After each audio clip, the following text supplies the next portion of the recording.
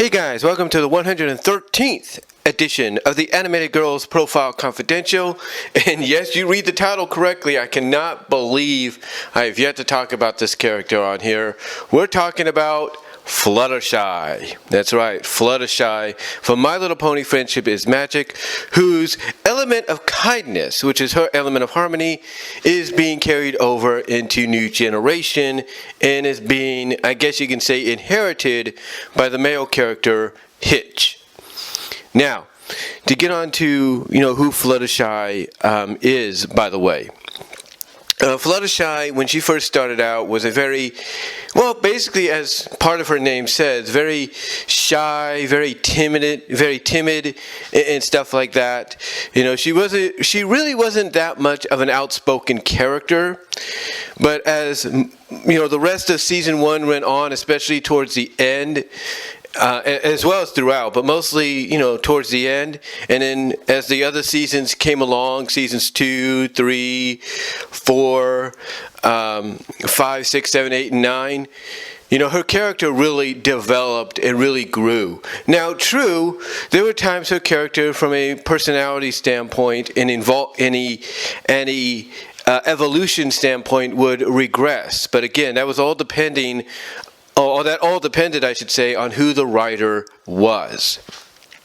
Basically, whoever the writer was, they would sometimes probably not get the information or get the notes passed on to them that Fluttershy had evolved personality-wise.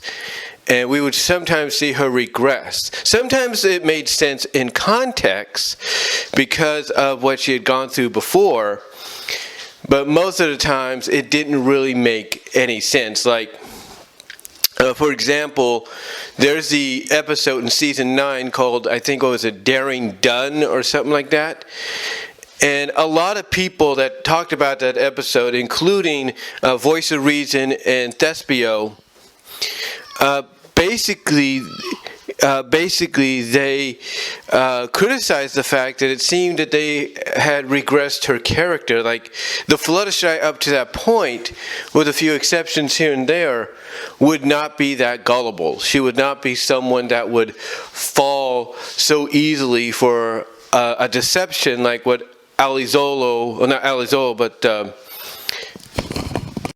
Okay, correction, I had to look it up. It's not Daring Done the episode took place on. It's called Daring Doubt.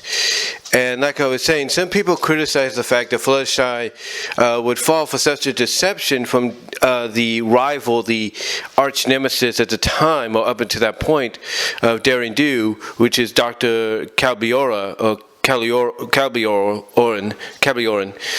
And they have a right to, their opinions on that, because it did feel like all the effort put into Fluttershy up to that point seemed to have been for nothing. And, all due to the fact that she was falling for something that was an obvious deception. But for some odd reason, it worked out in the end, I guess. I don't know. But there were other, examples where she would seemingly regress, and then a couple of episodes later, she would, be, back to what she had evolved to. She had basically grown into. So it was kind of back and forth with her character, if you will. But Fluttershy is, like I said, is a good example of evolution, of character growth in a show, because, like I said, she started out basically, as the last part of her name says, very shy, very timid, and as some of season 9 up until not season 9, but towards the end of season 1, going towards that, you started to see her character, kind of grow a little bit, but not much. When you got more into like season 2, you started to see the growth, start to really sprout a lot more. Season 3, it really started to elevate itself and growth, and then season 4, same thing. It just kept growing and growing. I think by the end of season 4 into season 5, it hit its halfway point. with her character. And then afterwards, it just started to really, it really started to grow. And by season 6, in my opinion, the branches on the tree, because one of the jokes that, some fans comment about with Fluttershy is, there's an episode where she says, "Oh, I would like to be a tree," because, she's an animal lover and earth lover and all that. But anyway, getting back to season 6, that's when, like I said, you start seeing the growth, like a tree, start to get to the point where the branches are starting to sprout out for her. And you start seeing all the character growth really start to, come into play. You start seeing her becoming more than just, what her namesake was or what she was originally. So you start seeing that. You start seeing that. You start noticing that. Season 7, it's like you're getting to the last, I could say, 1/3 of the growth before like a full sprout, the full-on growth of the tree, if you will. You start seeing it just, getting to that point. And then comes season 8 and, 9, that's when it just fully has grown, to its full extension, its full height that it's going to remain at, because you start seeing more branches start to sprout out. You start seeing the top start to come into position, start to come into view, if you will. You start seeing all of that, and that right there is how you can kind of describe, Fluttershy's growth in character. And I mean, the fact that part of that growth also is all due to the fact that she hangs around with Discord. Now, Discord was a character that was a villain, and then for storyline purposes, they decided that of all characters, Fluttershy, because of her element of kindness, would be the one to tame the beast. This is why... believe it or not, ironically, this is why Disney Fanatic did the Bride of Discord series that also had its sequel follow-up, Daughter of Discord. This is why she did this, because basically she saw what, the MLP staff were doing. They were basically putting Fluttershy into the role of Belle from Beauty and the Beast. More specifically, Disney's Beauty and the Beast. Well, any interpretation, but more specifically, I think from what she could tell and see was Disney's animated interpretation.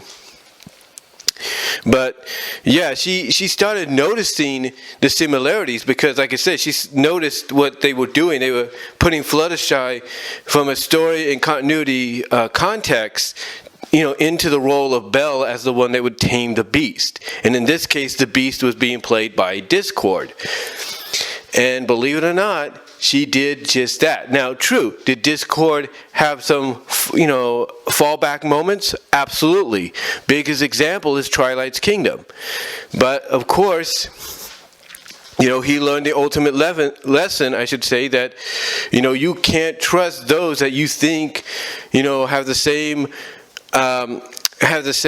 desire of control and power as you, because they might want more. And he learned that lesson, and he learned the true value of friendship, not just with Fluttershy, but towards all of the main 6. When he gave his last piece, his I guess you could say his trinket that he thought was a gift from Turek, he gave it to Twilight to help them unlock the rainbow power.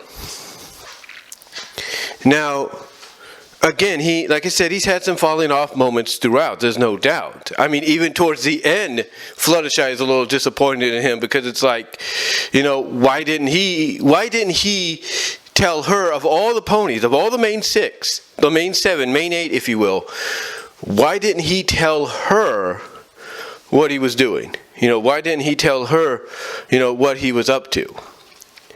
I guess maybe because he knew that she was going to let them in on the secret. But again, when Disney Fanatic did her series, and she saw that, the cast, or not the cast, but the creative staff, the writers, if you will, were putting her into that position, almost into the role of Belle taming a beast. They obviously she knew what they were doing, because later on, I think in season 8, you have you have the episode where Discord is basically willing to do what he has to do to impress Fluttershy. You know, he's willing to impress Fluttershy, if you will. Like I said, he's willing to do what he has to do to impress Fluttershy when she comes over to have tea with him. Something, you know, try to show that he can be normal. But then Fluttershy notices, and Discord along with her notices, that if he's going to be normal, he doesn't have a reason to exist because he's not, you know, being who he is, which is the Lord of Chaos, if you will. And what's even crazy about this too is basically they build upon the fact that the friendship between the two is more than just a friendship. And it's not just through the fans' interpretations. It's not just through what Disney Fanatic did with Bride and Daughter of Discord. It's not just all of that, I should say. It's not just all of that. It's also in the show. That's right, it's also in the show. There is one episode, if you will. I think it's the third one, if you will. It's the third episode, if you will, of the Sugar Belle Big Mac trilogy of episodes. And it's centered around Hearts and Hooves Day. And Big Mac wants to, you know, do something nice for Sugar Belle, and ironically, Sugar Belle wants to do the same thing for him. Anyway, long story short,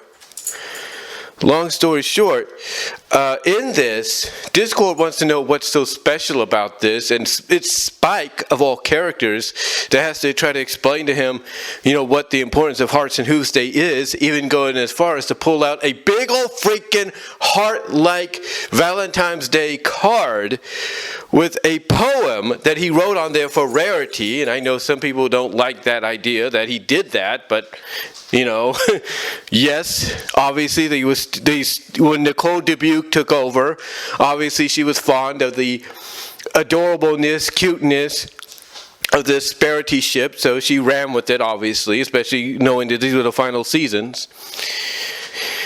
But anyway, you know, it's during this to where Spike points out the fact that Discord, you know, likes to spend a lot of time with Fluttershy, and obviously it's not just because he likes tea.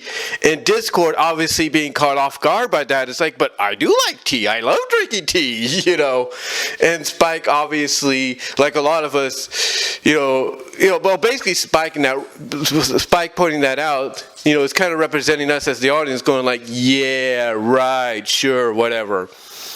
So yeah, you know, even Spike, like I said, you know, kind of being our point of view, is telling Discord, yeah, right, you know, sure, you like just drinking tea a lot, give me a break, you know.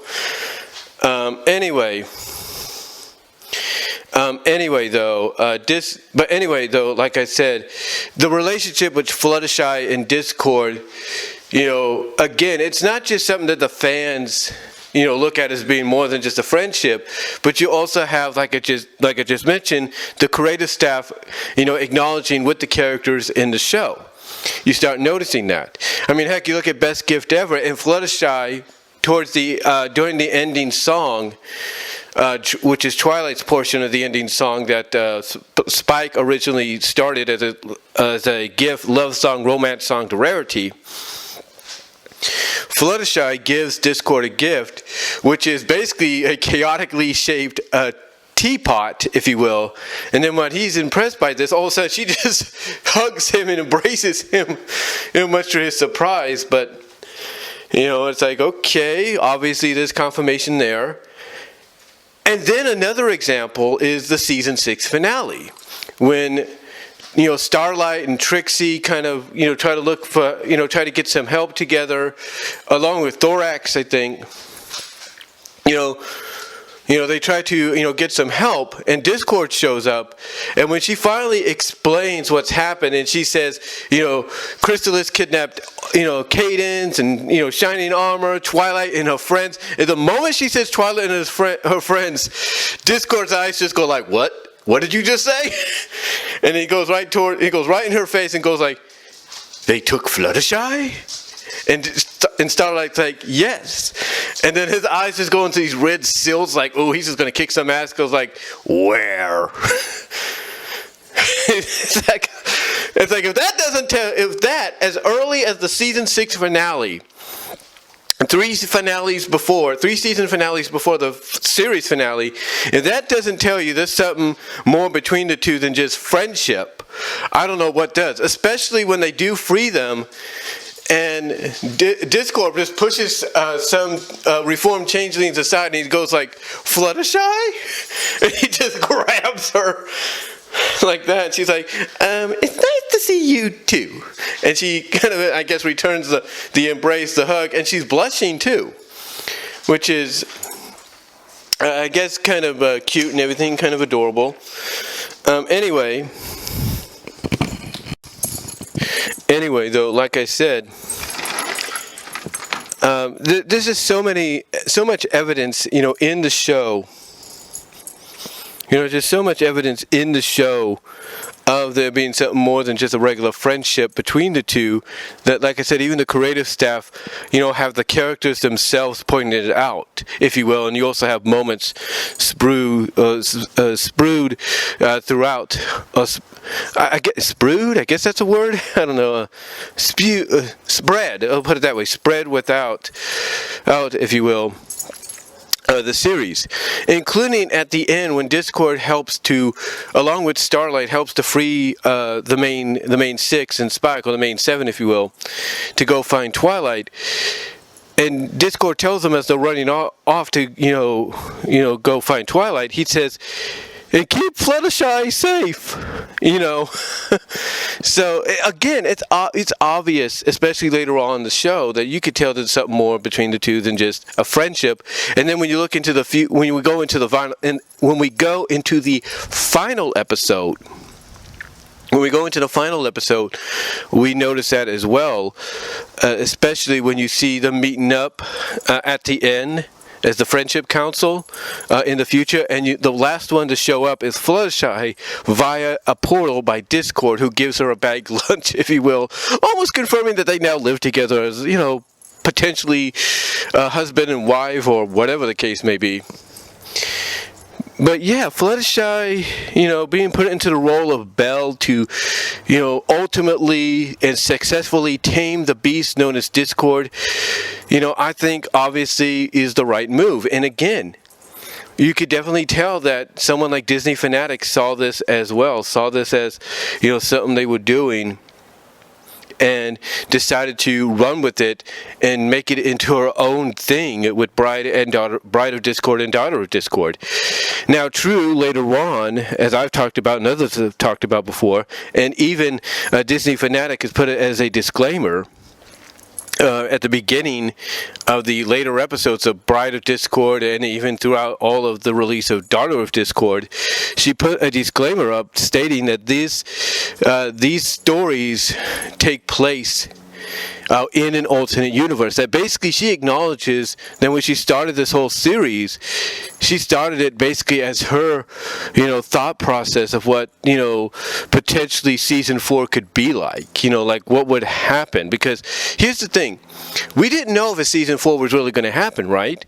So basically when it did happen, that's when she had to basically switch things up and put in those disclaimers of this takes place in an alternate universe, and these are stories and ideas and concepts written before season 4 happened. So in other words, just like the rest of us, she wasn't too sure whether or not we were going to get a continuation, although it was pretty much confirmed that we were getting it no matter what, that being of the series. But yeah, even back then, as far as season 3 goes, when she started working on all this, she saw the potential. Not potential, but she saw the inspiration. That's what I'm looking for. That's the word I'm looking for. She saw the inspiration that the creative staff on the show, were getting. Where she saw the inspiration that they were getting, I should say, from the likes of Disney, by going in that direction with Fluttershy being in the role of Belle, taming a beast like Discord. I mean, this is why a lot of people, including Josh Scorcher as Firebrand, during his countdown video he did last year on all the songs in MLP. This is why he basically said when he got to one of Fluttershy's songs, he's like, "Oh, hello, Snow White." Because that's pretty much how some people would joke around about her character, the fact that she was being portrayed as the Disney princess of the show. So anyway,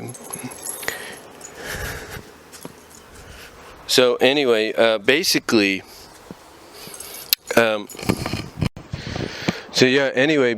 Fluttershy is one of those characters that, has not only become a fan favorite, but because of her evolution, in the show, from a character personality standpoint, and the fact that she has even garnered, because of this persona, several different nicknames, including the likes of, and this is something that I guess all the Brony and Pega sisters have given her, Fluttershy. Why? Because they would notice that part of her evolution is she would start showing a little bit of sass, either verbally or visually from a facial standpoint. And a good example of this is the episode Flutterbutter, where we get introduced to her brother Zephyr Breeze. And not only do you get the facial reactions that accompany the sassiness that she's showing, but also her verbalness. Like, when Zephyr tries to explain that he tried to do this and that, Fluttershy is like, well, maybe if you would have worked at it for more than just a few weeks. It's like, whoo, girl, down, girl, down, kind of deal. You know what I'm saying? It's like, down, girl, whoo. But anyway, Fluttershy overall is a great character. She has evolved and become basically one of the more popular characters they have, from the show. And I cannot recommend checking out the series and checking out her character more than I can, or more than anybody can. I guarantee you, at the recent Everfree Northwest convention, which is one of the first MLP conventions in a while since COVID, I guarantee you there was a lot of Fluttershy fans out there. I guarantee you that. As a matter of fact, it took me a while, just to show you how popular she is, it took me a while just to, get a Fourth Dimension, which is one of the companies that Hasbro licenses to, a Fourth Dimension plush on this character. It's not just because she was out, but because the prices would go up and down depending on who was selling it. So yeah. She's a very, she's a very, very popular character, and I can't say any more than that. She's a great character overall. I mean, even her Equestria Girls counterpart is, very similar in some ways of evolution and character development. I mean, heck, her character, obviously, the differences she has in Equestria Girls is it's everything that she is, but turned up a little bit more. Like she can, it's like okay with. Like with Friendship is Magic Fluttershy, you get, the sassiness. With Equestria Girls Fluttershy, you get the sassiness, but you also get the sexiness. It's like for some reason they're like, okay, well this girl's going to have a little bit of sassiness, but we're also going to give her a little bit of sexiness. Like when she poses for a picture or something like that, or kind of has a look on her face, it's like, whoa, okay, pull the color kind of deal. And it's not just that either. We also get to see sides of her that I guess if they're similar to the Friendship is Magic side, if you will, you would probably expect out of somebody like her, but not really. For example, there's a short where basically she dresses up in a goth outfit because she's a fan of this gothic-like band. And it surprises Sunset when she sees it. Like Sunset, Sunset can't believe it. Like Sunset, Sunset, excuse me, sorry about that. But like I said, Sunset, Sunset, can't believe it because she's like, whoa, you're into that? I didn't know that. And she's like, yeah, Yeah, I am. I'm a fan of it because not only does she show she's a fan, but she cosplays. You know, just in support of that group, she cosplays. So, Fluttershy is just one. Again, like I said earlier, is an example of one of those characters in a show who's evolved and become more than what she originally was. And obviously is a great example of a character that can draw that while being, having the writers, the creative staff evolve the character, could have inspiration taken from other sources to help with that evolution. So, yeah, overall, I definitely recommend checking out the Fluttershy episodes, looking more into the character if you don't know about her, because, again, she's a great example of it. A great example of character evolution at its best. But that's all I'm going to say, guys, on this 113th edition of the Animated Girl Profiles Confidential on Fluttershy from Friendship with Magic.